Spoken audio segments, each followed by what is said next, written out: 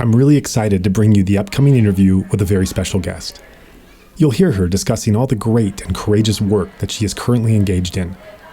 And if you feel inspired to help her with these efforts, please consider making a donation earmarked for her projects. Or feel free to give a general donation that will support the wider movement in Myanmar. Our ongoing support is so helpful and appreciated by the Burmese people during these dark days. Simply go to insightmyanmar.org/donation to contribute today. Or stay tuned to the end of the episode to hear more options. Now, let's hear from that guest herself.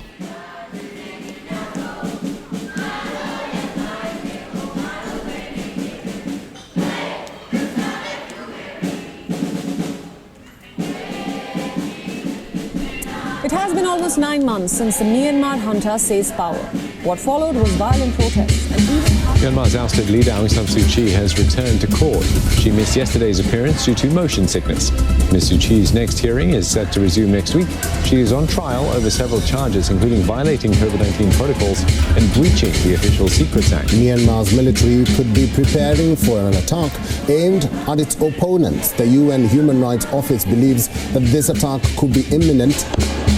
After months of living behind the bars, about 5,600 anti-military protesters are being freed. Fresh fighting has emerged in Myanmar between the military and resistance fighters. Young women and men. The release includes Suu Kyi's party spokesperson and a famous comedian. Most of these people were arrested during the brutal crackdown this year.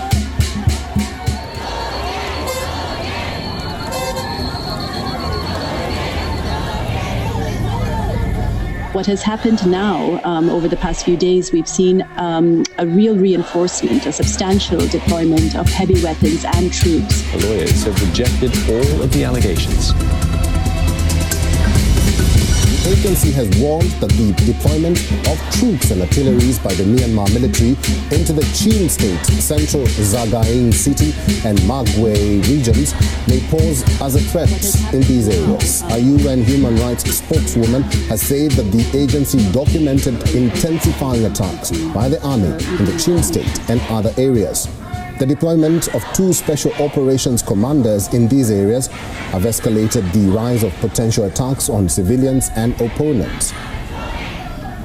However, activists are seeing the latest decision by the junta as a ploy. It is being now alleged that the Myanmar regime is trying to repaint its international reputation. At the same time, hundreds of civil society groups have urged the United Nations not to recognize Myanmar's military government. The body is considering who should represent the crisis-torn country at the UN General Assembly this week. Young White Kit looks at what's at stake for Myanmar as the country faces a new wave of violence. The warning comes amid a build-up of heavy weapons and troops observed across the country.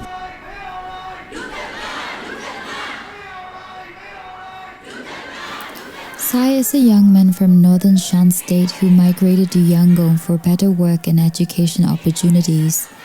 He was interviewed on April 4th. The frontline fighters are very young, brave, and smart. They know how to lead and how to instruct others. I feel so proud and hopeful seeing them.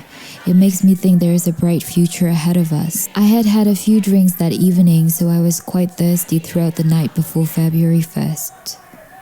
When I got up to drink some water at around 4 a.m., I saw a message about the coup in a group chat I have with my classmates. After I read the message, I started shouting to wake up my 2 roommates and a friend that was staying with us at the time. We checked the Facebook pages of various media outlets to confirm if the news was true, and it was. We were all shocked and just kept saying, "Shit, this is really happening." It felt as if somebody foreign from the outside took our independence from us. We didn't really know what to do, but at around 7 or 8 a.m., we went to a tea shop nearby to see what was happening. It was pretty quiet. The day passed by and the night came, but we couldn't sleep and just wondered, what should we do? How should we respond? What kind of future awaits for us now? For years, I had been working hard to pay for my 3 younger sisters' education. My family back in Shan State was finally doing okay financially because of that. But how could we do that now with this coup? I felt like I had lost everything, with so many others like me in Myanmar that had been trying to escape poverty. Before February 1st, I was working in Yangon while preparing for university in the US, for which I had recently received a scholarship. I was getting ready for my English proficiency test and discussing visas and other practical issues with my classmates. After the coup, all these conversations stopped. I didn't want to talk about these things anymore. It just felt wrong. Instead, I wanted to focus on what to do in the present, how to react to the current situation in the country. And so my first priority became participating in the protests in my township, Sanjiao, while trying to catch up on my work at night. Most days we gather at around 9 or 10 a.m. on one of the small side streets and then go to the main road together. The police are usually already there. I tend to stand close to the front line so I can see exactly what was happening. The frontline fighters are very young, brave, and smart. They know how to lead and how to instruct others. I feel so proud and hopeful seeing them. It makes me think there is a bright future ahead of us. Apart from protests, banging pots and pans every night is very important as well. It boosts people's courage and motivates them. It is a daily reminder of what we still have to do. And it also allows you to release all the anger and guilt you feel about not being able to protect our younger people from dying every day. Both of my roommates have already left Yangon, but if I go home to my family, I don't think I will be able to do anything in my village, both in terms of work and my participation in the protest movement. There is no internet in my village anymore, and soldiers are now camping in the school compound. I am also the first person in my village to graduate, so I think I would attract too much attention. What helps me get through these difficult times is the memory of the very first protests in February, remembering the female factory workers who started these protests, or all the people out in the streets who supported us, since none of them wanted to live under the military regime. I feel hopeful about the future. I believe everything will get better. People now talk openly about the suffering that the various vulnerable groups in the country have been enduring. So I think the chances of reconciliation are quite high. I also got a lot of energy from listening to a band that was playing at the protests at some point. It was a group of young, very skilled musicians that gathered next to Padoma Park under a simple vinyl poster proclaiming music for civil disobedience movement and entertained everybody with revolutionary songs. They stopped playing after the first crackdown though. Unfortunately, Myanmar doesn't really have great neighbors, at least when it comes to their respective governments. So I would like to appeal to ordinary people living in these countries instead, to put pressure on their governments to not support the military regime in any way. I just want everybody in Myanmar to be able to build a good future for themselves.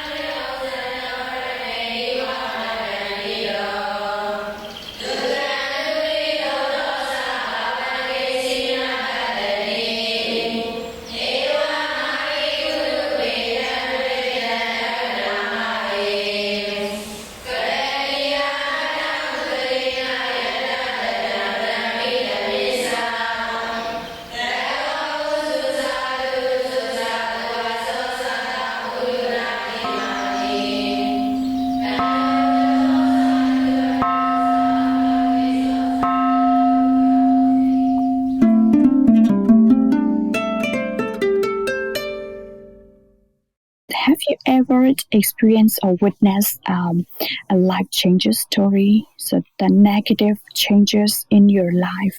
So on March 27, in a protest, I experienced a very tragic life changes event of a young people in my region. He was just a defense team member in the protest. He did not have any dangerous weapon or guns. So, however, he was brutally treated by the military troops. So on that day, there was a big protest, not so big, a big protest in Magway, the capital city of the Magway region. So the troops cracked down the protester, and the guy, he experienced a very tragic event in his life. His right hand, the palm of his right hand was blown off by an explosive device of the troops. Then his left hand and both legs were shot with rubber bullets by the military troops, and also his right eye was also injured by the gunpowder fired by the troops. It was occurred on the street, and then he was carried to the hospital, the military hospital, and his right hand was amputated, and he is now in prison. He didn't get any proper medical support or care, and he also charged with some accusation like 505A. It was very heart-threatening moment for everybody had or witnessed that event. Yeah. Thank you for sharing that. And we're here with May, who, as she said, is in Magway and is going to update us about how things are going there. This is a very traumatic event that you described that happened. Were you in the street when he was hit? Yeah. Yeah. And this, forgive the question, I don't know how else to ask this, although I'm sure the answer is somewhat obvious, but how did you feel when you heard that news? What was your reaction when you heard what happened? So, honestly, I was shocked, and I got some trauma about that news because he was so young. He is so young, and he is at the same age as my brother. So, he has so many dreams, and I heard that he is also a junior from my university. He went to the technological university, and he had a dream to become a professional engineer. So it is really sad that his hand was amputed, and he has no longer had a chance to become an engineer, and he is also now in prison. It's really sad that the young people have dreams, but after the military coup in February 2021, every dreams of the young people have been destroyed. It was really sad. And you say he was charged with something, but he wasn't actually doing anything. He was just out on the street at that time, just in the wrong place at the wrong time. Actually, he involved in the protest. Mm-hmm. He is a member of the defense line, but he didn't have any dangerous weapons or guns. He's just defense and protest.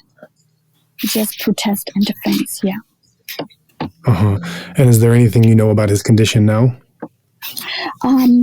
As far as I know, he is now in prison, but he doesn't have intense medical care, and his right eye can see very clearly. The doctor said that he needs intensive medical care for his eyes and other legs. His right hand is amputated, and he can't do anything with the right hand. His legs are also needed to have a regular medical checkup. But as far as I know, he didn't get any proper medical treatment for his legs. And how old did you say he was? He is 22 years old. 22 years old, so facing prison time with problems in all parts of his body. And I think one of the things that is important to keep in mind for a story like this, a tragic story like this, is when one hears about the numbers being affected by the military coup, one might hear about the deaths or other of those numbers that come first, but we forget, outside of the deaths, which is obviously the most impacted, all the other ways that people are losing family members, losing income, losing opportunity, in this case, losing limbs, losing years of their life, sometimes not just these years. Even for people like you, the trauma that you're carrying, if this was to be over tomorrow, you would still have years and years of trauma to have to deal with. And these are kind of the unseen costs and impact that this coup is having on so many people. Yeah. People normally remember who are dead, who lost their family, and who are now in prison. But he is the most significant case that he is still in the prison, and he will never get his normal life. He currently doesn't have his right hand. His legs are also injured, and he can't walk. So I can't express how he feels. Yeah. Right. So let's get to some of your story. You're from Magway, but you haven't spent your whole life there, although you're back there now. Can you tell us a bit about your upbringing and what you've been up to until now? Actually, my native is, I'm originally from Magway region. My father is a government staff, and I grew up in Nimbu, the small city in the Magway region. So, since childhood, I came from the low-income family, and some of my needs and wants are limited by the money, let's say, by the money. And so since childhood, I like freedom. I want to get an international education, and I want to study at a prestigious university. So after graduated, I tried to pursue my dream to get in every kinds of freedom, like academic freedom, and in my country, the university education was not so good. So that's why I want to get an international education, and then I tried to achieve my dream. In 2019, I had a chance to study at the University of Auckland in New Zealand, and then I never think of to settle at a foreign country. And then after finish my program, I returned back home in 2020 July. Everything was quite good except the COVID-19 cases. But in 2021 February, everything was done under the military coup. So I was shocked. I was really frustrated on the 1st February where the military sites, where the senior general May seized his power and staged military coup. And I was frustrated for one day, and I did not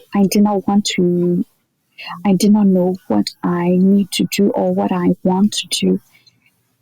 And I talk about it with my friends, and then I involved in the protest. And then in March, in the last week of February and maybe in the first week of March, I involved in the group activity. So we have a small group. So that since that time, that was a small group who support the public sector staff who do these, who were involved in the civil disobedience movement. So we support them. So the first 3 weeks were quite easy because we get internet access and the mobile banking was quite workable, and so everything was easy going. But in April, I think the second week of April, they shut down the military shut down the internet, and we can't access the mobile banking or other social media platform like Facebook and Messenger. And then we have ran out of our funding. So at that time, my role came in as I have some friends and acquaintances from overseas, and I tried to raise funds from them. So one of my friends contacted me, a focal person from the UK Burma campaign and inside Myanmar. So I have another contacts to raise the funding. Yeah. So currently I am responsible for the relationship with other organizations and engagement with other organizations and raising the fund for the CDM support Magway and other humanitarian assistance group for the internally displaced person due to the attack of the military and due to the war. Yeah. I think that's about that's a brief about who am I and what am I doing. Yeah. Yeah, thank you for that. So one of the things that I was interested in your description is you describe the moment when the coup happened in February, and then the couple months after that in February, March, and April, and the different stages of protest and internet and mobile banking. And I think for many listeners, we would have no idea what we would do and who we would become if we found ourselves in a society where literally overnight all the rules just changed and the normal way of things going just disappeared. And suddenly, with no roadmap and no background training for what was to be called upon, this is like out of a movie, a disaster movie, where the characters just have to make decisions to turn into something that they haven't been before. But this is cinema. This is art form. This is on the screen. You're facing something in real life. So I wonder if you can describe a bit about the mindset, not just the mindset on February 1st, but the mindset on that day, and then the next couple of weeks, the next few months, and even up to this point, of how one makes the decision of if you're going to do anything, what you're going to do. And with that, I think that a number of observers have thought that whatever the protest movement, especially of Generation Z, was going to show, it was not going to sustain. It was going to be kind of a spark, and it was going to make some noise, and then things were going to go back to how they always were. We're recording this entering the 9th month of protests, and the morale, we'll talk about exactly where the morale and the energy is later, but it certainly hasn't gone away. It's certainly at some point of engagement and determination.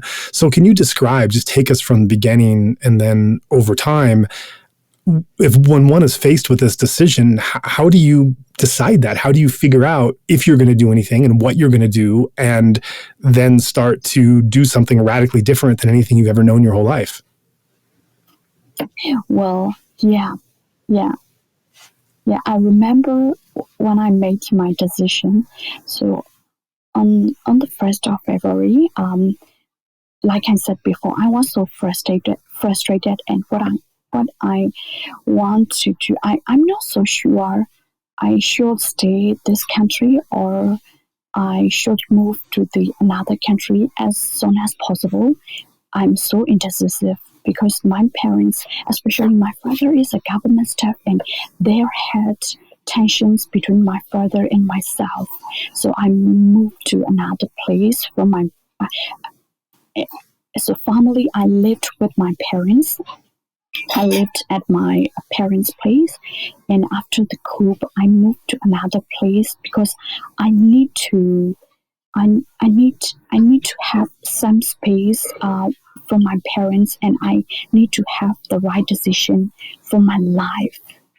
And then I assess the situation. So what's going on in the outside? Where are the protests? What comes next? Actually, in the first week of the February, the first week, second week, I have no clear vision. I involved in the protest, and so it's just like an activity that everybody do and I should do. So that's I join in the protest.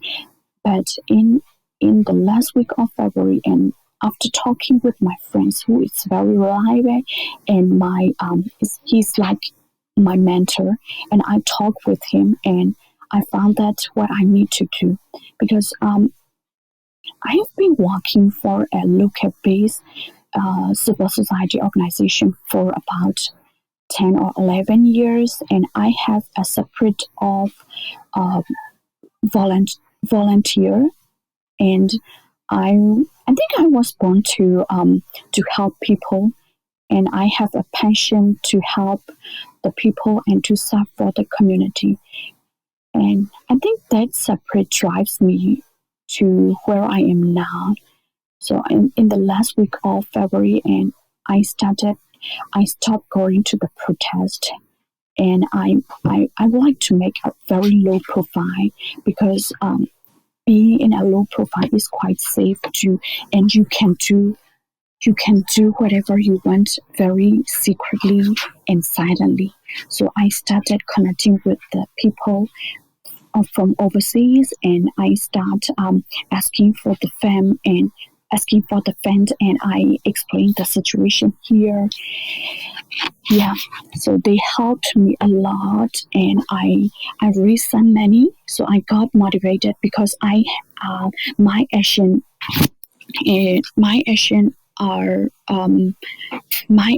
affect the activities of the CDM support Magway, and we can support certain amount of money to the CDM staff. So I think it works. My decision works, and I still stick to the decision and raise more fund, and I involve in the higher level proposal. So currently, so the first step start with the CDM support. Then I move to the a wider range of activities like CDM support Magway, and the provision of support to the people from the IMP camps. Yeah. So you mentioned that your father was a government official, and when you made the decision to have to be involved in the protest, it sounds like it might not have been completely supported by your parents. Is that the case? Yeah. Actually, so my family is a little bit conservative, so they do not want me to involve in the politics or political conflict. So they think that being in the protest and being in the protest is a kind of involving in the politics. So they think that I might get arrested, or I might get killed. So it's very conservative. Yeah. So he doesn't want me to. He did it. Yeah. He doesn't want me to involve such kind of activities. Right. So if I may ask, being a government employee and having the military then take over the government, what were your father's feelings and reactions at the coup? Actually, so I could say that he has, so 1988 also had, so in 1988 there was also an uprising movement. So he he has passed through that event, and I think he has some kind of fear of the military government because he know how they did in the past. They killed people. They imprisoned the protester. So he has bad experience, and I think honestly he afraid of the military. Yeah, he afraid of the military. But he doesn't but he doesn't know is that it's not the same time. It's 1988 is over and here is 2021. Yeah, we can change. I think we can defeat the military. Yeah, and that's really the mindset of this Generation Z that is putting their energy and sacrifice and risk into it. And now that we're entering the 9th month of this protracted conflict, what are your father's feelings now about your continued involvement? Actually, so he doesn't know all about what I am doing. I just let him know the very small portion of my tax. So and we cannot get a proper conversation related to the military coup or protest or supporting CDM or something like that. So I just let them know that the very small portion of my tax. You can't get a proper conversation because of communication, like technical difficulties, or because the topic is too sensitive that you don't feel comfortable opening up to him yet? Yeah, because of the I think because of the understanding and because of the mindset. Yeah. We can get a proper conversation. Yeah. Because he has fear and I have very active in what I am doing. So we can miss it. We can get agreement. Yeah. So there's a bit of a generation gap. Yeah, I could say that. Yeah, but because of the generation gap and the experience that we are particularly the experience that we particularly have, because I spent almost 2 years in other country, and I know what the changes in the world. But my father is still in the old era. Yeah. So. Yeah. So you mentioned that your father has fear, and that's why he's not so involved and doesn't want you to be involved. And he has that fear because he's seen what this military is capable of. It's not that he's paranoid. It's that he's lived through some days of absolute terror and absolute control. So you must also have fear. I mean, one of your associates was horribly wounded and imprisoned. And I'm sure there's many more things that put that fear in you. So like your father, you also have fear, and yet that fear has not kept you in a closet away from engaging. So how are you able to have that fear, and what shape does that fear take, and how are you able to continue with what you're doing in spite of it? Yeah. How can overcome my fear? I also have fear. As I am a woman, I am afraid of being in prison, and so am I honest? Being in prison and getting some of the sexual violence. So that's my biggest fear. But how can I overcome that fear is that I believe that we are now in 2021. We have very strongest generation. So I always think that we are passing through the very hard time in our history. So we have to change the old history, and I got some motivation from my peer. So every time I feel depressed, I talk with very reliable friends of mine, and they got some input, for my thinking. So I have fear, but I overcame it with the motivation and the very practical prospect for the future. So we can defeat them because they are not. So I assume that the military has power because they have weapons, but they do not have the people power. I believe in the people power. So I think that's my perspective on the current problem. So we have people power. So we can do with that power and we can defeat the military. But we need to be resilient. We need to get resilient, yeah.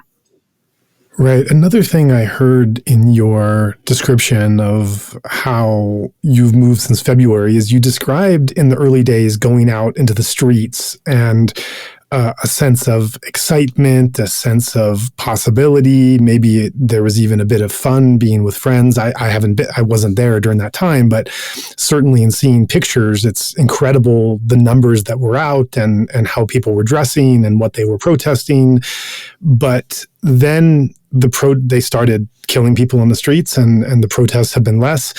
And then you had to move into another frame of mind from kind of going with your friends and you're all young and you're out and you're in numbers and you're feeling confident. And there could be a sense of real kind of excitement and everything else with that. But then you have to move into another phase, which is much more serious with much higher stakes. And I assume that transition also requires a higher level of confidence and commitment and determination. And that I know for a fact there are a lot of people who went out on the streets in those early days, and then when things got more serious, they disappeared somewhat. So I guess that transition was another point of checking in with yourself to figure out who am I really willing to become and what am I really willing to risk at this phase. Would you say that's accurate? Yes.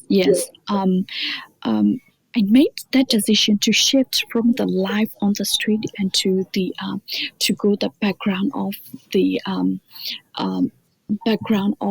cutting. So it seems that nobody knows I am working for the civil society. Nobody knows I am working for the CDM Support Magway. So very close, the very closest friend in my inner circle know who actually I am. So some people think that I am just a lady and who live with her parents and posting some post in the social media status. So apparently this is virtually this is who I am, but actually I am. So I think it's the very safe space to show the people that I am doing some stupid things. So that's the cover story, but in reality, I am working I am working to support the CTM staff and to support the people in the IDP camps and to connect with people who are working for the IDP camps. We have actually, I am still living in Magway, and there are some IDP camps in the northern part of the Magway territory. So we have to contact with the very activist people in that area. So we connect with people and so raising the funds and talking to the donor or something like that. Yeah, I could say that I am doing so more passionately about the so engaging and fundraising, because I was a working lady, so that I think my proficiency is planning and arranging things rather than involving in the protest. Yeah, I think it's the suitable place for me. Yeah.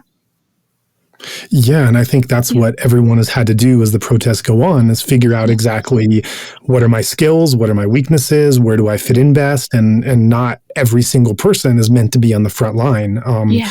There are people that are better suited to that, and there are people that their skills would be wasted. My skills would be completely wasted if that's where I was, but there's other skills I have that can be used in a different way. So I do want to learn more about the CDM movement and IDPs in Magway. But before we do, I want to go to Magway itself. I think you're speaking to a number of listeners who have maybe never heard of Magway before. Many certainly who haven't been. I've never been to Magway. The closest I came was PA, which I loved. But introduce us to Magway. Tell us a bit about the history, the culture, where it's located, the geography, anything that you want the new listener to understand about this region who's never heard of it before. I will probably present about Magway. Magway is the central region. It's located in the central region of Myanmar.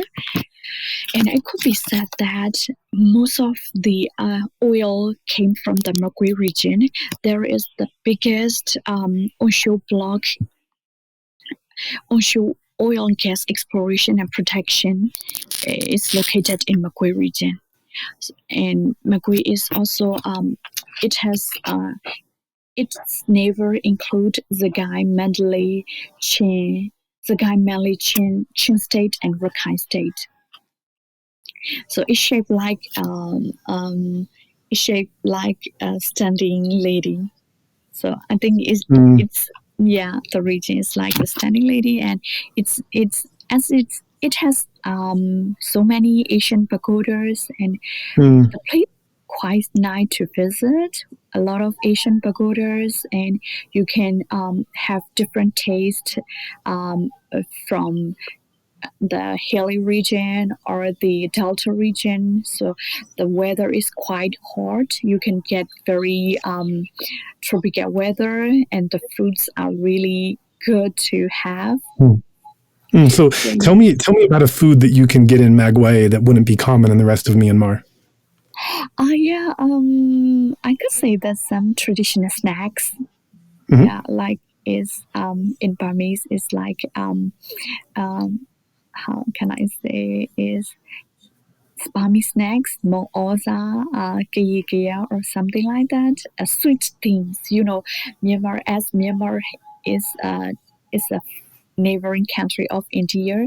We got some traditions from India. We like sweet things. So you can have, when you are in Magway, you can have some sweet snacks in Burmese traditional style. Right, yeah, and I know that it's also, you mentioned the oil. It's since the colonial days, the British developed the oil fields, and they're that the oil fields there are one of the defining features. I've heard also that it's a lot of the sesame and the nuts also come from Magway as well. And I've heard about the pagodas, and there's even stories that the Buddha in one of his lives at one period went to Magway and visited, and that it is a pilgrimage place for a number of Buddhists. Another reason why I'd like to go there to visit some of these pagodas I've heard about. But it is a pilgrimage site for a lot of the country's Buddhists to come to at some point. Is that right? Yeah, it's right. So in Magway, there is a pagoda called Myatalon. So it's like emerald bed for the Buddha. So so it is named because it has the pagoda was built upon the inside the pagoda. There is a bed where the Buddha lay down. So it's called the Myatalon Pagoda. So it's some of the footprint of the Buddha in the central region of Myanmar. Yeah. Right. And how about your background, your family's background? Do you come from a traditional Buddhist background, and what role has Buddhism played in your life and your perspective? Both of my parents are the Buddhism, so they are Buddhist. Their religion is Buddhism. So my religion is all Buddhism, but I am stick to the practice of the Buddha rather than saying some prayers. Yeah, I like the I particularly like the trainings of mind, how to train your mind instructed by the Buddha. So you've practiced meditation? Yeah, definitely. Yeah. What tradition of meditation have you done? Actually, I can say that's my own tradition. When I was in New Zealand, I suffer from a kind of depression. I also have, I think, attention deficit hypersensitivity disorder, because I like multitasking, but the side effect of is multitasking is I can't focus on one thing. It's a mouse. I experience the mild symptom of the ADHD, and then I need to slow down the thinkings of my brain. Then I have my kind of meditation. And so sounds like you started practicing this meditation more when you were facing depression and ADHD when you were in New Zealand. Now that you're living through this real turmoil here, have you been able to turn back to a meditation practice, or has this study of the mind, has this been helpful to you during this difficult period? It is really, really helpful. I do my meditation, and I also study the positive psychology. Luckily, I studied positive psychology before the military coup. I think I was resilient because of that study and practice. Yeah. So these two things have been of benefit: the study of psychology and meditation practice. Yeah. I built up my resilience through studying it. Yeah, I think it was a lack that I had a chance to study the positive psychology and the power of thoughts. I think every kinds of your action was driven by your thought. So I think I can control my mind to certain extent. Yeah. Can you give me an example of something that happened in the last 9 months that was a traumatic or a difficult moment, and either your meditation practice or your background in psychology, one of these came and helped you to be able to deal with whatever the problem or the challenge was at the moment? Well, there are some obvious experience I could tell. The first thing was 2 of my closest friends were now in prison. It is so traumatic, and I did not have a proper relationship with my parents. So so in the past 9 months, the feeling was actually ups and downs. Some days I was so down and so locked for one day, and I do not know what I am doing and what I need to do and what I have to do in my life. But at the time, every time I had conflict with my parents, every time I had a feeling of trauma, and I monitor my mind, my thoughts, and I look at the thoughts. I look at my thoughts and where are they going? Where are my thoughts going? They are going to the dark side, or they are trying to solve or trying to escape from the dark side.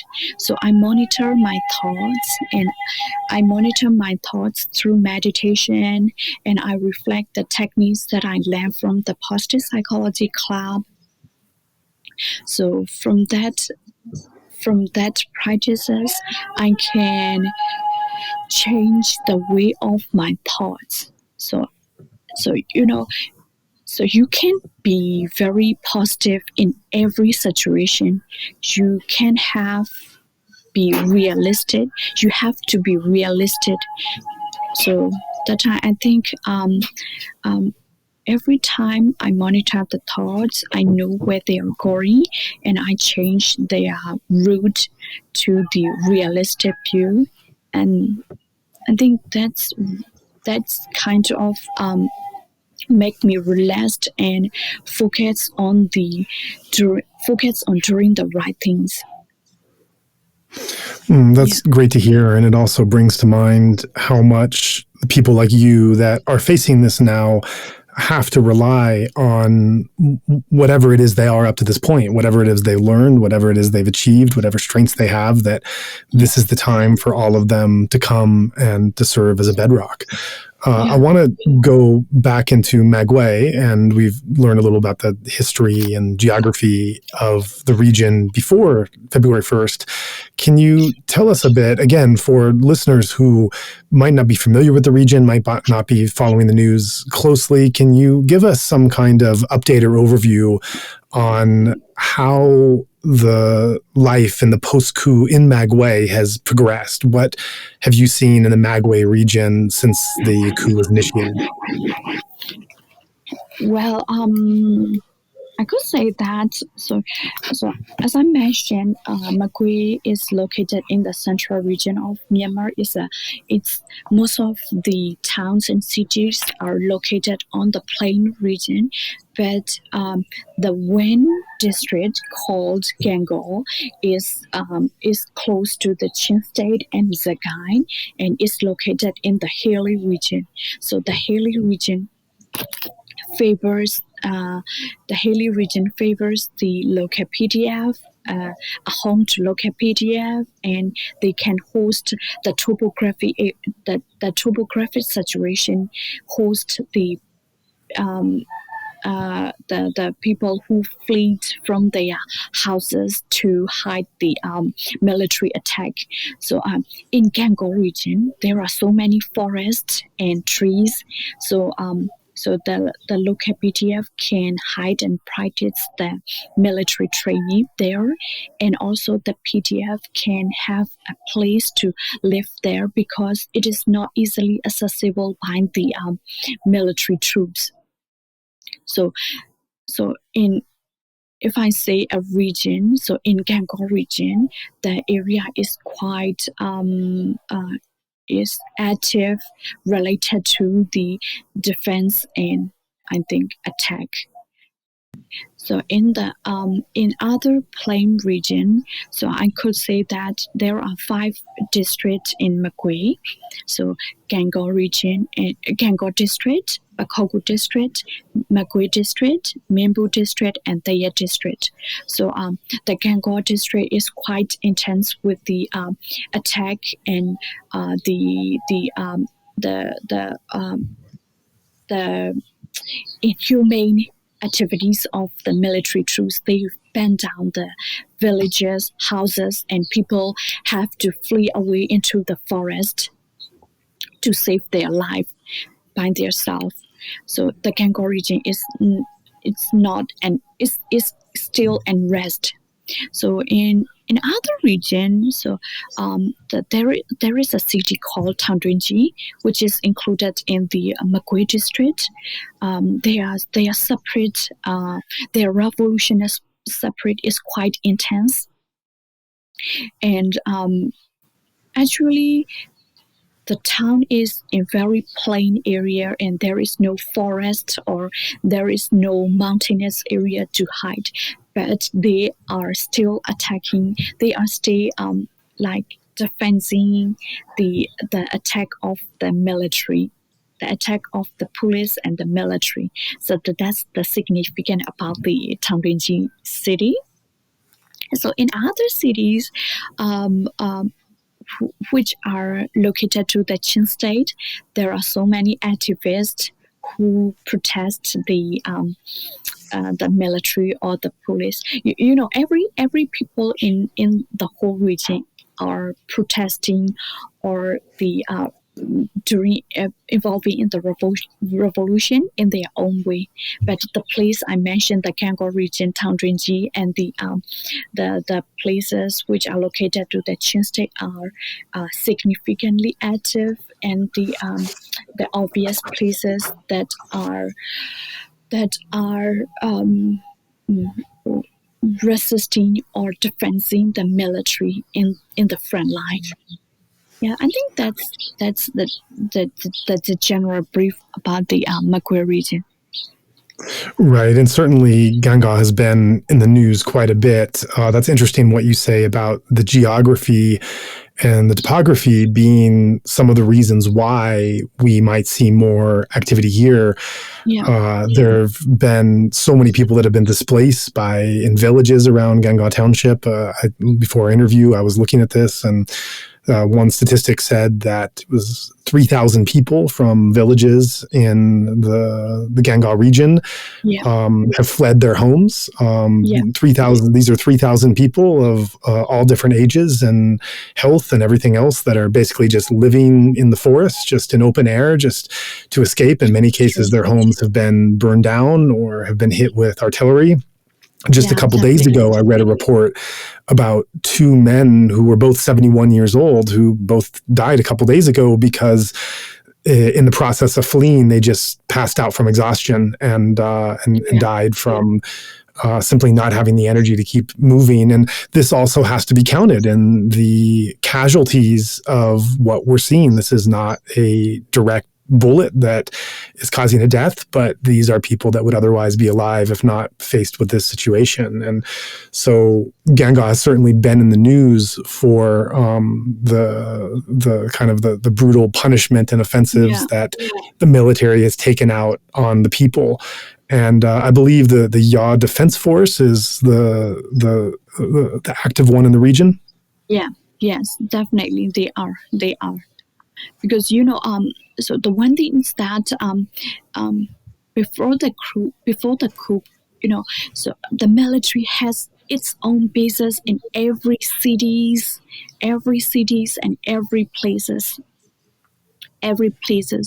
So they also have factory for the manufacturing of the weapons. So but in Gango. So in Gango, the topographic saturation favors them to be more active in defending back the military attack. As is also near to the Chin State, they already have the hunting devices like Tumi. So as I think they are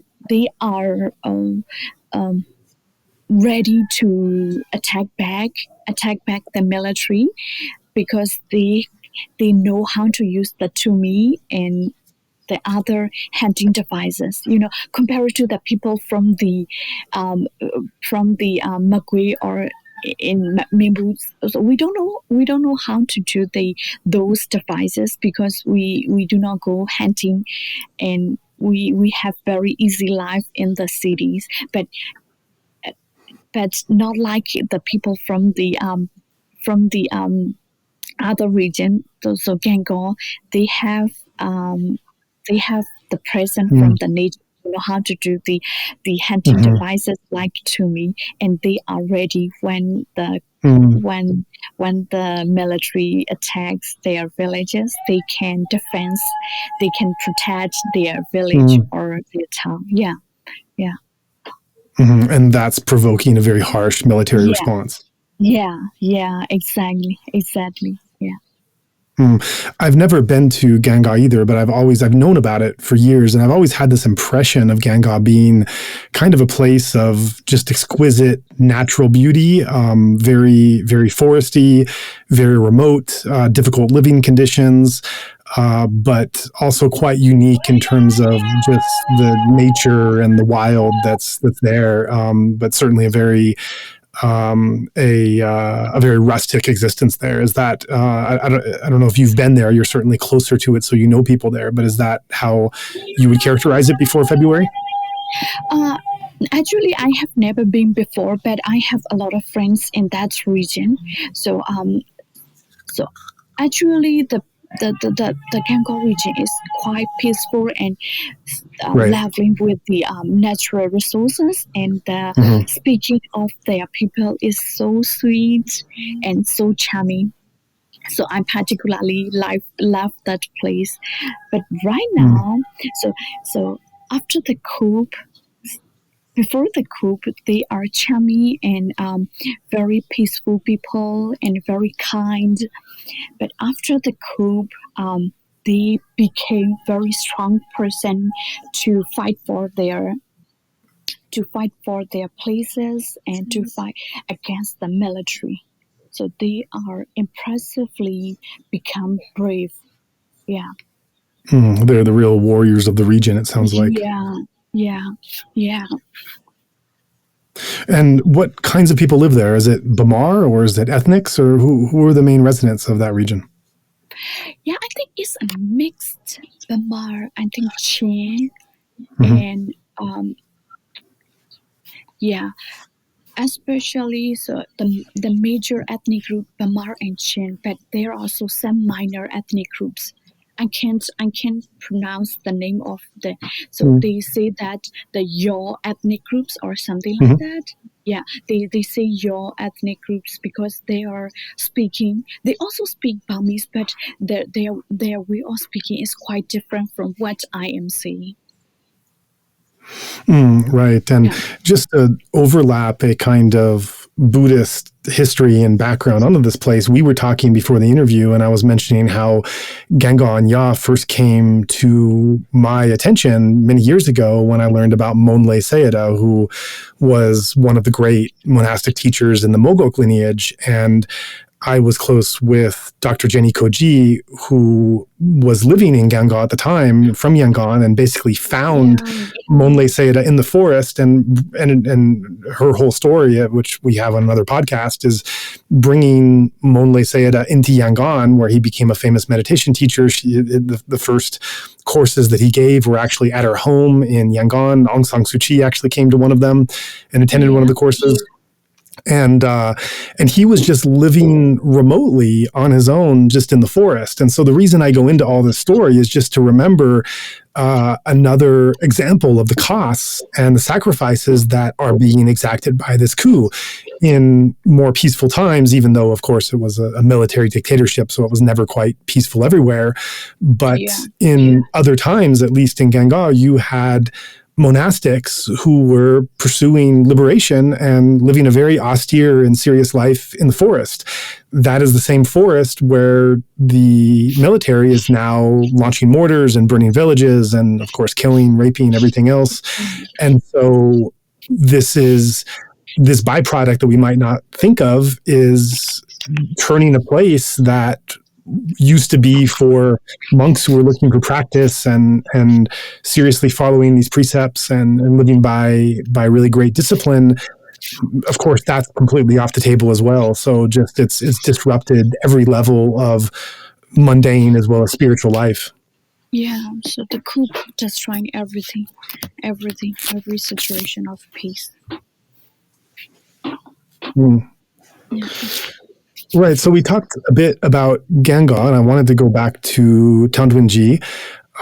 You mentioned that this was kind of a peaceful, perhaps something of a no-name village that wasn't really on the map for those who didn't know the region, and yet now it's become this stronghold of resistance and courage. And you had mentioned before about a policeman being stabbed there very early on. That might have been the first revolutionary activity of the whole region.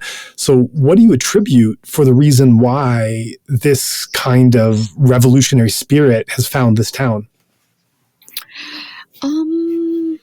Let me start with the history.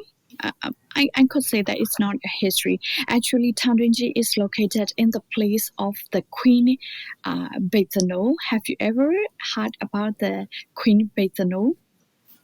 Well, I know about Bethano. This is where the Pew people live. The Pew were the pre-Bamar people. It's a UNESCO site. This is one of the oldest regions of the country. Yeah, I heard. I remember that you mentioned that you have been to Pie, where Yeah. Yep. the three critical Asian cities located. Mm. But Mm. near the Tanjungji, there is also an Asian city. It's Faithano Asian cities. It's named for the Queen Faithano. So she was a very brave queen in her history. So Tanjungji is quite close to that Asian city, and it has some in Myanmar history. It has some remarkable revolution warrior in Myanmar history. So it's a small town, but it has a history in Myanmar history. So that I think some people has that separate, and so it is a small and peaceful town before the protest. But after the protest, they face severe problems, lack of people became jobless, and they cannot trade or sell the products, and so everything is quite changes. Everything experience changes after the coup. So that my thinking is that my rationale of that people are committing that kind of stabbing the police or something like that, because they do not want this situation. So they do not accept the government governing of the military regime. So that's the reason why they are protesting, and they are committing some attack to the police or the military. Sure. Yeah. I did a bit of research myself before talking to you and learned a bit about some of the conflict that happened in previous centuries. It referenced between the Bamar Kingdom and the Rakhine army that there were several fights involving Rakhine resistance that came to the town, and some of the pagodas are actually named after Rakhine region for those conflicts.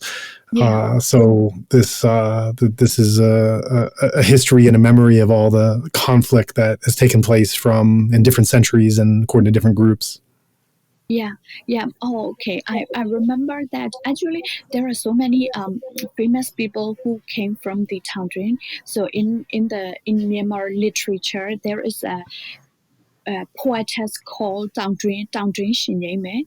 So she wrote a lot of poems related to the military. So the one poem that we taught in our in secondary education. So there is a poem of her. So the poem is about a girl is telling something about her fiancé who left to fight for his country, who left her to fight the enemy, to protect his country. It's like the poem is about the nationalism or something like that. Yeah.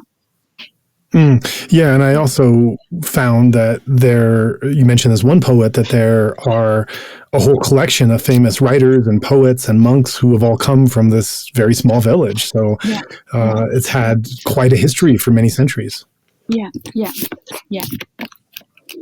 Yeah, and I think that what it also indicates, Baekdono, I think, is about 16 kilometers from Taungjeonji, so it's not actually in that place. But we have to remember, and we have to be concerned about the fact that Baekdono is one of the great ancient historic rune sites of Myanmar. This is a UNESCO site. This is 1,000 years older than Bagan. So this is truly a treasure, not just of the country, but of the world, that is capturing a very historic civilization, the Pew people that exist no longer. And if this conflict starts to spread and starts to go into other places, of course, we're most concerned about civilian casualties and the impact to people. But we also have to keep in mind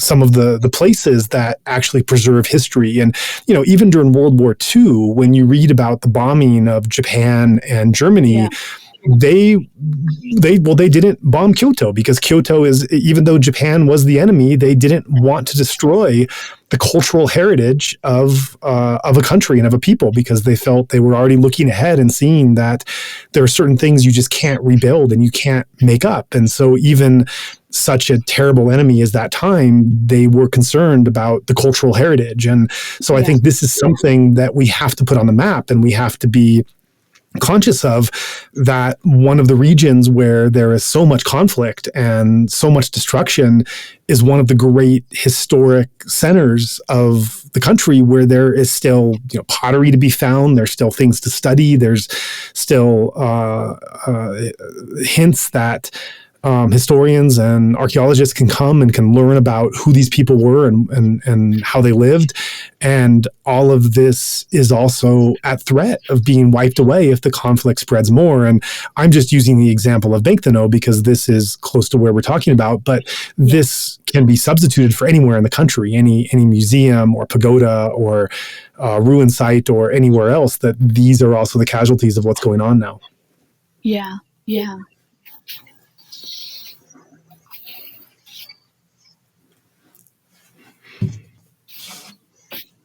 Go ahead. Yeah, I think we are facing the very stupid enemy. They don't know the importance of some archaeological historic buildings and histories or archaeological buildings. They will distract everything when they are ordered. So they are just stupid.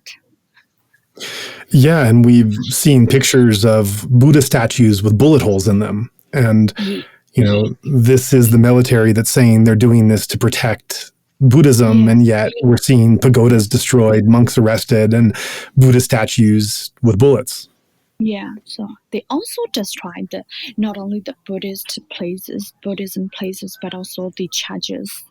So the out of the topic. So in my country, the religious problem has been rooted for a long time. So yeah. But currently they're destroying everything. They destroy everything, not only the churches, but also the Buddhist temple in pagoda, everything. Right. It's just an absolute mad, brutal ego rush to just control and kill at all costs. And that's why the resistance is trying to be smart and trying to fight and to push back in different ways. I want to move to what you talked about a bit earlier. Before we got into Magway, we were talking about CDM and IDPs. Let's break each of those down. So because of the terrible fighting that has gone on in some of the Magway region, especially Gangon, Taungdwonji, and other surrounding places in Chin State, there have been many people have had to flee into the forest, and there have been IDPs, internally displaced persons. You've also been involved in supporting and carrying fundraising for some of those people in camps. Can you give us something of an overview about the IDP situation in Magway? Well, I can mention that I have very close contacts in Gangon region, so I can share the information about the Gangon region. So currently, so in Gangon region, the military closed the routes the logistical routes to support the Russians to the IDP camps. So my contacts secretly finding the new route to transport the rice and other basic food items. So the first thing is the transportation and logistics. So the second thing is, so now the winter is coming. So the people from the IDP camp needs blankets and shelter, so for their health. So in the IDP camps, there are the people are from all ages, from children to the old age. So they need so compared to the Magway and Minbu or Thandrin, the Ngangor region is quite cooler than in Magway and other cities in Magway region. So when winter is coming, they need more blankets and warm jackets, warm clothes, and shelter for their health. And also, that's the second item. The third item is the rice. So rice is the staple food of Myanmar. So currently, in Ngangor region, so the farmers cultivate the rice, and so sooner there will be harvest time to harvest the rice. My contact said that if the attacks between the local defense force and the military, if there isn't any attacks or war between the military and the local defense, the farmers can harvest what they sow. But if there is a battle in their region, the farmers cannot harvest their crops, and the rice problem might be very hot topic or hot issues. Because if the people do not get the staple food, the basic food item, they got hunger. So I think currently that's the main problem. I see. And you've been leading some fundraising for these camps? Yeah. How's that going? Actually, I'm contacting with the funding organization. I write some proposal and I apply them, but we are still looking at it. We are still waiting for the reply from the organizations. So currently, here is the update situation. The UN organization like UNICEF, World Vision, they're trying to support provision to that people in the affected area, to the IDP in the affected area. But the thing is that the procedure, the UN has a lot of procedure. So it takes a long time to get the assistance to the IDP people. So at the time, our idea is that we are trying to contact that UN organization. So our idea is that we have very close contact. The information flow within our close group is quite fast. We have people on the ground. And so in that situation, the activities or the actions of local organization like us much better than the actions of the UN organization. So in other words, we can liaise between the needs and the people who want to donate. So that might be the strategy of our humanitarian organization. So you're trying to get this donation from individual donors because the processing time and the bureaucracy and the forms, especially when your internet and electricity are not good to begin with and many people are in hiding, going through the UN can be quite cumbersome and difficult when the need is so great. So you've been trying to do it more informally and more directly. Have you been able to find donors given the amount of need and urgency? Yeah, so definitely. We do not blame the actions of the UN. We really want their help because they have huge amount of funding, but the problem is the timing. So the situation is not the normal. It's not assisting people in the normal situation. It's like emergency, really emergency, not a disaster. It's is better field. We need emergency response. So to support, so in emergency response, they can get hunger, they can get hungry in every time if their dry ration ran out. So I think so we need money in our hand to support them in a timely manner. So to give them an emergency response every time they need. So that's our stance. So we find funding from the other organization, and we also trying to coordinate with the UN organization. But UN organization is quite, they have procedure, and they are very long bureaucracy system. It's not so effective in current situation. So that's why we need to fix the problem by supporting by responding as fast as we can. And how has that been? Have you been able to locate donors casually and informally that has been able to find the funds adequately for the emergency and the dire situation that people are now finding themselves in? Well, currently, so we have our team have is about 8 or 10 members. So everybody find donation from the as much as they can. So I find the funding from the other people from the US, New Zealand, and other countries.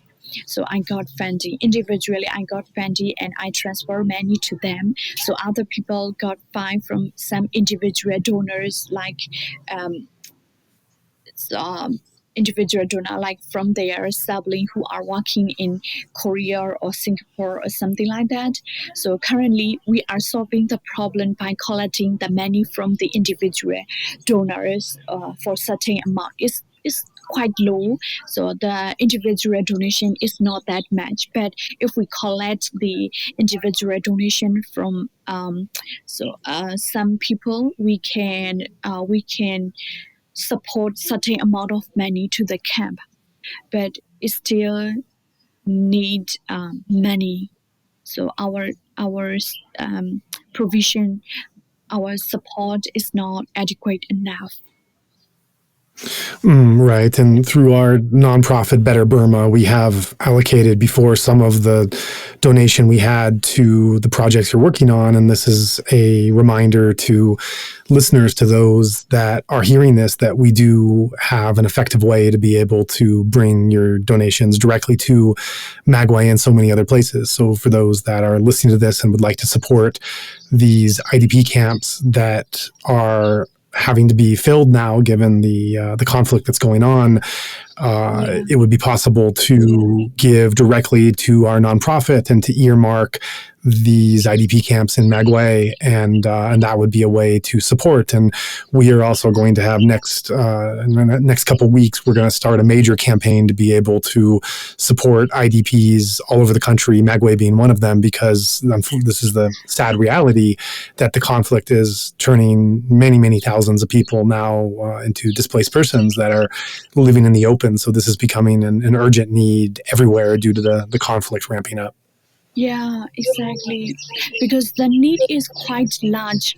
So we need a large amount of money, but what we can do now is quite very low comparatively to the need of the people.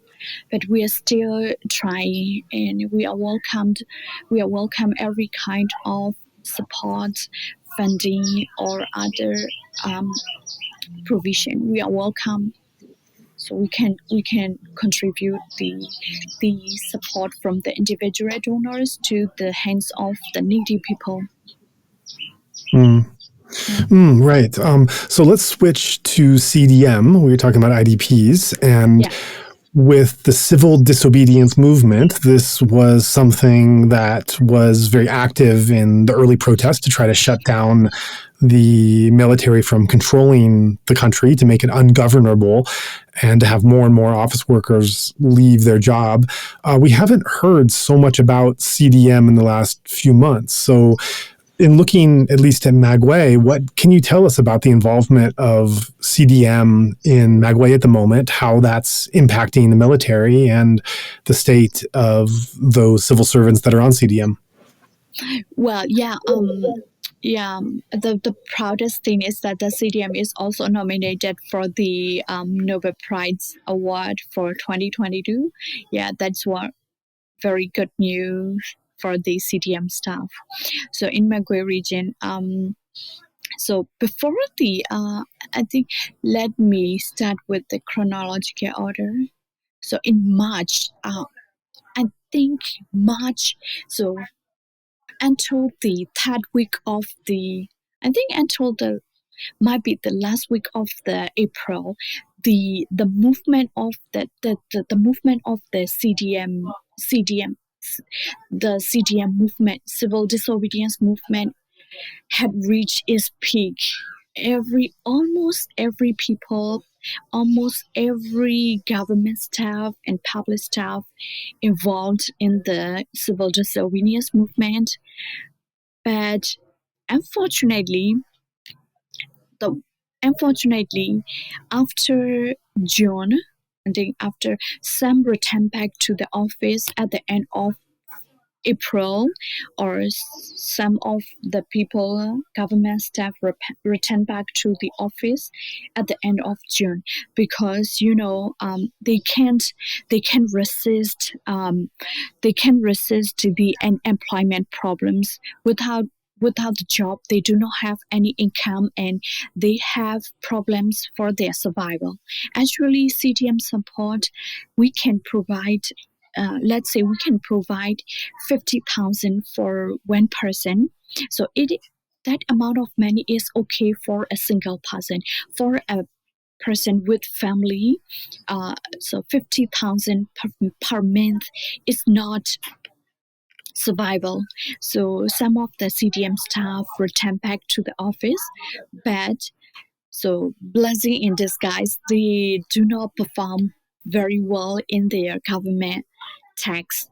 So we could say that the government mechanism is it's destroyed to some extent by the civil disobedience movement. So in Magway region, I think most of the government staff, when I say most, I think around half of the government staff return back to the office, but half stay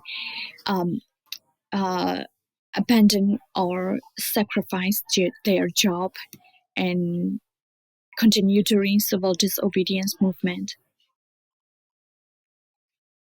And at this stage in the protest, now that we're 9 months in and we don't know how long this is going to keep on, what, and especially also that the PDFs have become so much more of a part of what's happening than before, what do you see as the value or the role in CDM at this moment and going forward? So currently I could say that, so people say that non-CDM and CDM, but I will say that non-CDM people are also doing civil disobedience movement in their own way. They want to the job, they get the salary from the government, but they do not perform their tax very well as much as they did before. So that's kind of disrupting the mechanism of the government. So right now, what I can tell is that so in Mimbu, in my region, there is the biggest onshore block in Myanmar is called Man Oil Field. So the protection of the Man Oil Field is in the ordinary time, in the before the coup, the protection of the daily protection of the Man Oil Field is 1,000 barrel per day. But currently, the production is only about 100 barrel or 200 barrel per day. So that shows that the people who went back to the office didn't perform well their job. So I can conclude that the civil disobedience movement of the CDM staff and non-CDM staff is still impact the mechanism of the government. Mm-hmm. And that's really good to hear. And it's also good to remember that just because people aren't on CDM, they could be in their jobs, not doing them well, as you mentioned. Some kind of sabotage or spying can certainly be the case. So it's not just the numbers of those that are on CDM, but also what those are doing that are involved. Where do you stand with the donations you've been able to get and how you've been able to support the CDM movement? Are you getting donations in the same kind of informal way as you've been trying with the IDPs? Actually, we got some kind of funding for CDM from some organization. But we are still looking for another sources, and we apply proposal because so we need many to support the CDM, and we try to have another strategy for the sustainability. So in every month we support 50 lakh. Let's say we support 50 lakh per person, but we cannot cover all the CDM staff. We cannot. And we do not get any support from the National Unity Government. We are doing by our own will. So we didn't get any support from the National Unity Government, but we don't mind about that. We can do, we can do, and we will do whatever we need, and we are trying to stay support the CDM staff. But we trying to figure out a very sustainable way or strategic way to support the CDM staff. Some CDM staff have capacity to start up their own business. So we might find some solutions to start up for some CDM staff for their sustainable survival. But it's just the thinking. We have to work on that. But currently we use the old way, like supporting money to the CDM staff when they are asked for. Right. So it sounds like you guys are just really on your own, of just having to not only get the funds through any means or ways that you can, but also make these determinations of who should then, once you have the funds, how do you allocate them? What are, given the people's needs and importance and safety and sacrifice and other means of income, you have to decide these very difficult allocation questions, and you're just a bunch of 20-year-olds doing all this on your own and trying to figure it out. Yeah. So it's really difficult to handle the demands of the CDM staff.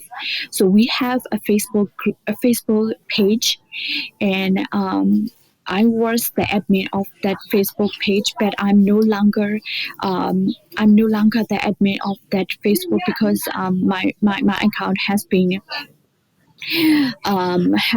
I can access to my old account, Facebook account, for some security reasons. So I'm not the admin of the Facebook group anymore. So when I was the admin of that Facebook CDM support Magway group, I got a lot of demand, a lot of requests from the messenger. So we have to address the solution. We have to address the request. So what logically what we can do? Well, we can only do is that if we have a lot of money, we can support them. We can support every request. But when we have limited amount of money, so we figure out the people that we have to provide support, like those person has doesn't have any support from the CDM support Magway. Some people have our support for 5 or 4 times. So when we have limited amount of money to support, we check how many times do they get support from our organization, our group, or other group. So that's the first criteria. And then the family members of the CDM staff, some people have 6 or 7 family members. So that's the priority that might be the priority on our list. So that's the 2 main things that we choose the person we donate. So you're talking about these limited resources that need to be allocated according, it's almost like triage, after people have been injured and you're having to figure out who to treat. And these limited resources have to go around to people that are all struggling and all sacrificing. And I'm wondering what you're seeing of the response of those recipients, because this is, as I keep stressing, this is almost a year into the protest. This is something that has been going on for a while, and we don't know how long it's going to keep going on. So some of the more positive feelings of unity and sacrifice are easier to have at the beginning, but as it stretches on, it can be harder to hold up. But maybe not. So that's what I'm curious about, is you're checking in with those recipients who are getting this support and who are on CDM. What are you finding in terms of attitudes among them? Is there a greater sense of trying to get what they need for themselves and a fear and wanting to take more, to request more? Or are you still finding some kind of spirit of sacrifice and austerity and carefulness in terms of what one accepts and what the needs are of others? I'm sure it differs across the person, but what are you finding with the attitudes of those who are getting these funds on CDM? Yeah. So we have to deal with the different people from different background. Yeah.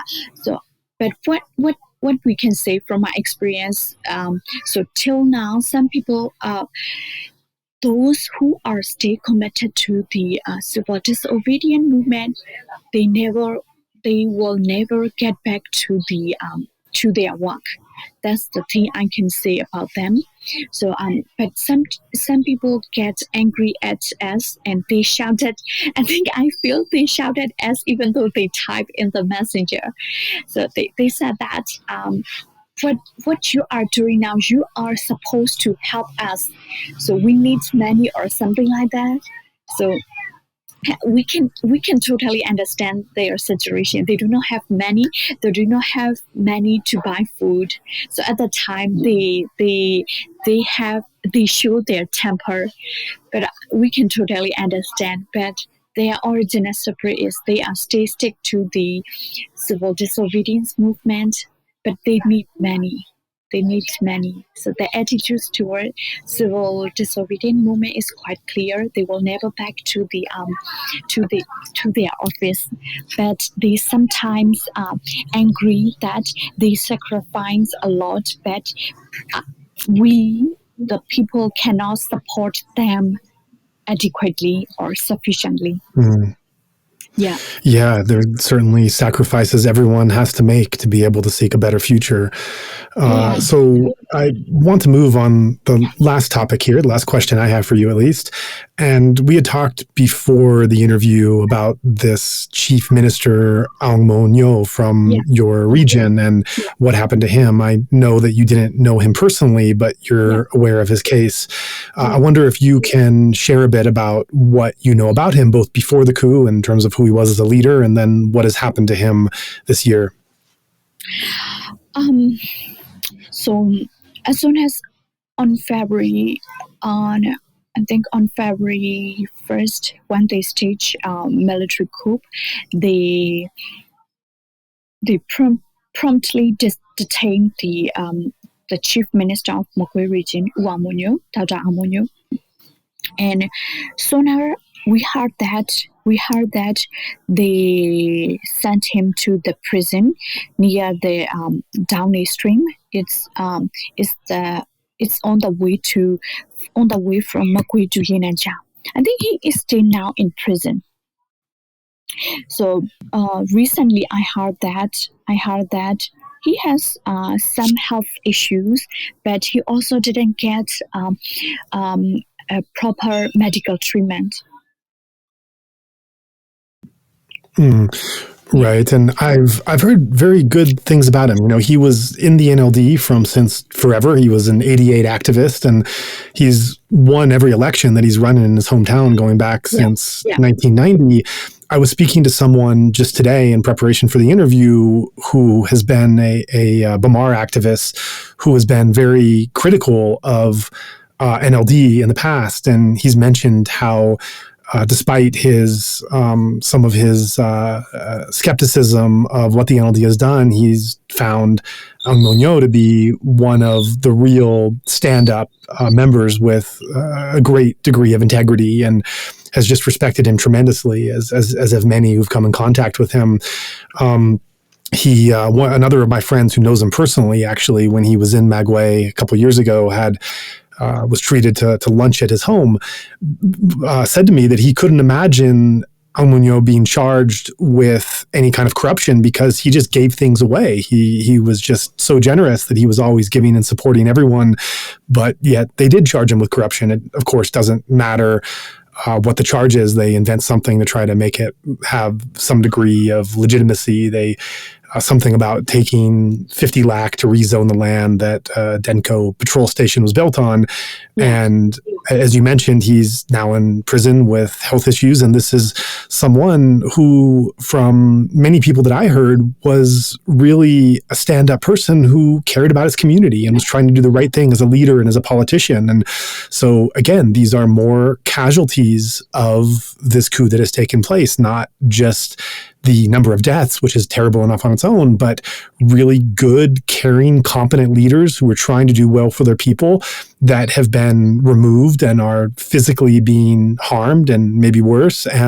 But aside from their own personal plight, the benefit that these leaders could do to their community is also taken away. And so everyone that lived there that would have benefited from that kind of leader is also deprived of that. Yeah. Yeah, so it's quite obvious that so in under the government of the NLD in 2050 to 2020, the development of the Magway region Magway city is quite obvious. We can see the very convenient road in Magway cities, because before the Ang Monyo government, regional government, everything is Magway is like actually Magway is the capital city of the whole region, the whole Magway region, but the road is not qualified enough so the roads are destroyed every rainy season. But under the government of Ang Monyo, the capacity of the road is quite convenient, and he also created public spaces. So I think he did a lot of things for the community. It's really sad he is now in prison. Yeah. I'm very sorry to hear that. So that was all that I had for you in terms of some of the questions that I wanted to cover. This is a platform that people are listening to and learning about the protest movement, what it feels like to be on the ground, and the goals and aspirations of those that are in it. So before we go, I just wanted to ask you if there was anything else you wanted to express and have your voice heard by those that are listening. I have nothing special to say but I just want the audience who listen that this podcast know that please involve in this revolution. So to end the military region, we have to stand together and fight back as much as we can, and we have to stop them in our generation. If not, we will never ever defeat those evil. So please involve in this revolution, in this battle as much as we can. Yeah. Thank you for that. And, it's just been, it's been so nice to hear from what you've been doing and for your perspective to be shared to learn more about Magway, which I think many people probably haven't been familiar with before. And this platform is certainly doing all that we can. Our nonprofit is doing whatever we can as well, and want to encourage listeners as well that might want to be potential donors to some of the things that you're working on and some of the other needs around Myanmar, that all that information is available on our website to be able to get your donation to those who need it most. And I just thank you for taking the time to talk to us, and please do stay safe and keep us updated. And best wishes for yourself and for the whole revolution going forward. Thank you. Thanks for having me and giving me a chance to express about the Magway. Thanks.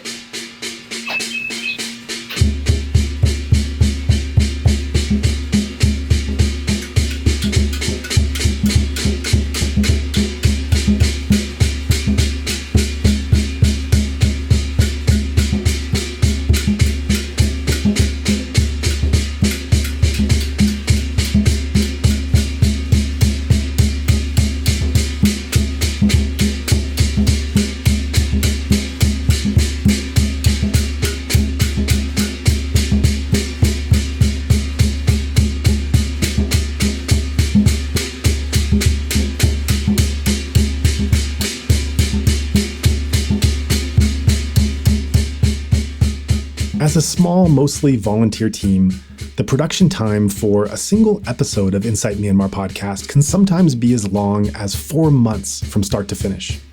More recently, we've tried to increase the speed of this process for special episodes, but the fastest we've been able to manage has been around 3 weeks. During this current crisis, however, where even a single day can be so urgent, we simply don't have the luxury of waiting so long. We've worked around the clock to shorten this time frame, and some episodes have managed a turnaround of just 36 hours. Similarly, while our previous goal was to produce a podcast once every 10 days, we are now trying to put out episodes as soon as they finish, knowing how valuable it is to get these ideas out there at this critical time. However, we cannot accomplish this increase without your support. If you have found value in today's episode and think that others may also benefit from this type of content at this time, please consider making a donation so that we can continue our mission. If you would like to join in our mission to support those in Myanmar who are resisting the military coup, we welcome your contribution in any form, currency, or transfer method. Every cent goes immediately and directly to funding those local communities who need it most. Donations go to support such causes as the Civil Disobedience Movement, CDM, families of deceased victims, and the purchasing of protective equipment and medical supplies. Or if you prefer, you can earmark your donation to go directly to the guest you just heard on today's show. In order to facilitate this donation work, we have registered a new nonprofit called Better Burma for this express purpose. Any donation you give on our Insight Myanmar website is now directed to this fund. Alternatively, you can visit our new Better Burma website, which is betterburma.org, and donate directly there. In either case, your donation goes to the same cause, and both websites accept credit cards. You can also give via PayPal by going to paypal.me/betterburma. Additionally, we can take donations through Patreon, Venmo, GoFundMe, and Cash App. Simply search Better Burma on each platform and you'll find our account. You can also visit either website for specific links to those respective accounts, or email us at info@betterburma.org. In all cases, that's Better Burma, one word, spelled BETTERBURMA. If you would like to give in another way, please contact us. Thank you so much for your kind consideration.